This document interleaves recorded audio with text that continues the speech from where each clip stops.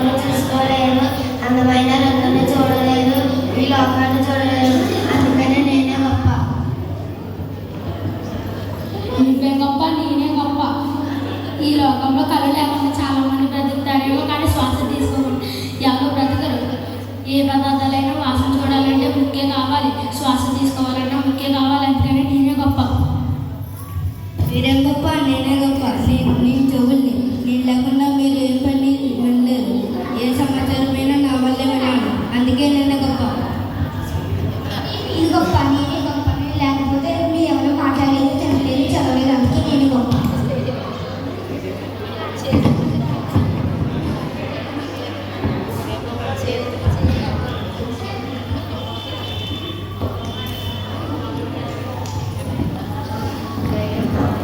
చేతి మీరే గొప్ప, నేను గొప్ప. మీ చేతులు లేకపోతే మీరు ఏ పని చేయలేరు, తినలేరు, దానికి సహాయం చేయలేరు.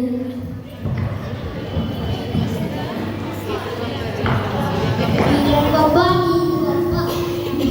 నేను లేకపోతే మీరు ఇక్కడి నుంచి అక్కడ దాకా కూడా వెళ్ళారు, శరీరాన్ని మూసి, అందుకనే నేనే గొప్ప.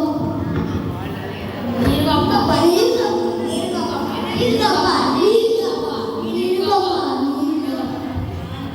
అలా గొడవ పడుతున్నారు, గొడవ పడకండి. ఒకసారి చెప్పేది వినండి. మొదలుకొనండి 12వ అధ్యాయం 18వ వచనంలో ఏముంది? దేవుడు తన చిత్త ప్రకారం శరీరం చేశారని ఉంది. నీ చెవులు గొప్పవే, నీ ముక్కు గొప్పదే, నీ కళ్ళు గొప్పవే. శరీరం అలసిపోతే శరీరంలో అవయవాలన్నీ అలసిపోతాయి. శరీరం గొప్ప పొందితే శరీరంలో అవయవాలన్నీ గొప్ప పొందుతాయి. శరీరం అంటే సంఘం, అవయవాలంటే మనము. దేవుడి సంఘంలో మనకు అనుభవాలే కానీ దేవుడు మనం ఆశ్రయించకూడదు.